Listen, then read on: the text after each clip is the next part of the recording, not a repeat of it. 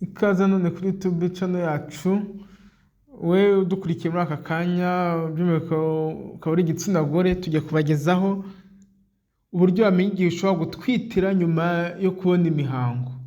Muri kumwe na Dr Gasangwa Patrick, ndakomeza kubakangurira gukomeza gukora subscription kuri YouTube channel yacu kugira ngo video zitandukanye tuzakomeza kujya tubashyiraho mujye muzibona kugihe nta nimwe ibacitse. Iyo rero umugore atwita aba yaribagiwe ibihe bye byo kuba yajya mu mihango ndetse no mu gihe amaze kwibaruka. Abenshi rero batekereza ko bitinda cyane. Iyi video rero tugiye kureba hamwe nyine igihe ashobora gutwitira umuntu nyine yavuye mu mihango, birumvikana. Igihe cy'uburumbuke ni igihe birumvikana umugore aba ashobora gutwita mu gihe akoze imibonano mpuzabitsina idakingiye. Aha bavuga ko nibura mu gihe abikoze intangangabo zigahura n'igi ryaturutse ku mugore, ubwo nuvuga ngo ni crovari cyangwa sovere, ahita atwita. Ese ni ryari umugore atwita nyuma yo kubona imihango? Ni iki kibazo rero tugiye gusubiriza hano, twakijwe n'umukunzi wacu. Birumvikana uburebure n'igihe biba hagati y'igihe umugore nyine aboneye imihango ya mbere ku munsi wa mbere ndetse n'umunsi wa mbere azaboneraho iyo ubutaha iminsi ifatwa nk'icyito rusange mu byerekeye imibonano mpuzabitsina no kubona imihango ku gitsina gore ni 28, birumvikana. Gusa hari abagira iminsi mike cyane nka 21 cyangwa se bakarenza cyane bakagera 35. Uburumbuke ku mugore bugaragara hagati y'iminsi 14 muri 28, ubwo bishatse kuvuga ko bifata 1/2 cy'iminsi agira mu mihango, nubwo hari abo bigira ku munsi wa 10 cyangwa se bikarenga bitewe n'iminsi agira mu mihango. Abashakashatsi batandukanye bavuga ko umugore ashobora gutwita mu masaha 24 kugeza kuri 48 avuye mu burumbuke. Akenshi rero bakomeza gutangaza ko umugore ashobora gutwita mbere y'iminsi 5 ataragira mu burumbuke, bitewe n'uko intanga z'umugabo zishobora kumara igihe kingana n'iminsi 5 mu mugore zikaba zabona gupfa. Gutwita rero ku mugore nanone bishobora kwangizwa n'imyaka ye, kuba ageze mu zabukuru, ubuzima bugoye abayemo ndetse n'izindi mpamvu zitangwa n'abaganga bagiye batandukanye. Birumvikana rero umugore ashobora gusama mu minsi 5 mbere yo kujya mu burumbuke, bugaragara guhera ku munsi wa 14 mu gihe agira iminsi 28. Ni byiza ko umugore cyangwa se umukobwa ukeneye kumenya iby'iminsi ye ndetse n'ibindi bitandukanye ashobora kwegera abaganga bamwegereye mu rwego rwo gukomeza kugira ubuzima bwiza.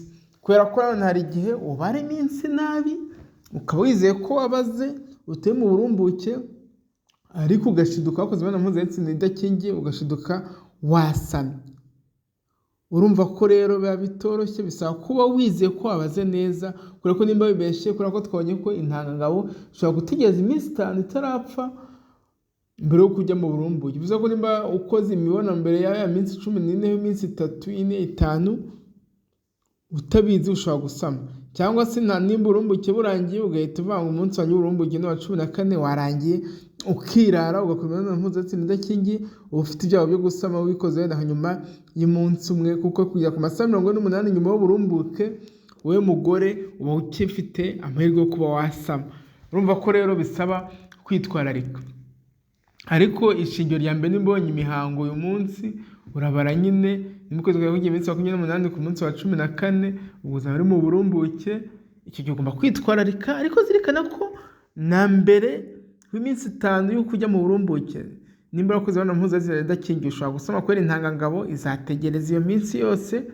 N'uburumbuke niba ya ntangangore izaze iyisanga bita bikora igi, icyo gihe uba wasamye. Cyangwa se nyuma y'uburumbuke amasaha 48 cyangwa se iminsi 2 nyuma yaho uba ugifite amahirwe yo kuba wasama mu gihe ukoze imibonano mpuzabitsina idakingiye, kubera ya ntangangore cyangwa se ya ovire ishobora gutegereza intangangabo, nayo ikaba yitegereza iminsi 2. Bityo bivuga ko intangangabo ifite resistance y'iminsi myinshi, cyangwa se ishobora kumara iminsi myinshi itarapfa kurenza intangangore. Ibi rero nibyo mugomba kwitaho, kubara mukamenya, banza umenye ngo ukwezi kwawe kugira iminsi ingahe, urumbuke buzaba ku munsi wa kangahe. Ufata iminsi 4 cyangwa 5 mbere yaho umenye ko naho ukoze imibonano mpuzabitsina idakingiye wasama, ndetse noneho n'iminsi 2 nyuma y'uburumbuke naho ukoze imibonano mpuzabitsina idakingiye wasama. gukora musobanukirwe n'igihe ushobora gutwitira nyuma yo kuva mu mihango. Murakoze rero cyane, mwari kumwe na Dr Gasangwa Patrick. Ndakomeza kubakangurira gukomeza gukora subscription kuri YouTube channel yacu kugira ngo mukomeze kuzajya mubona video zitandukanye tuzakomeza kujya tubashyiriraho ku gihe. Bye bye, ciao ciao.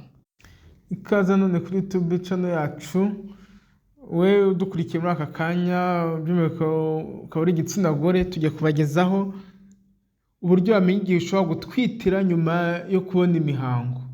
Muri kumwe na Dr Gasangwa Patrick. Ndakomeza kubakangurira gukomeza gukora subscription kuri YouTube channel yacu kugira ngo video zitandukanye tuzakomeza kujya tubashyiraho mujye muzibona ku gihe nta n'imwe ibacitse.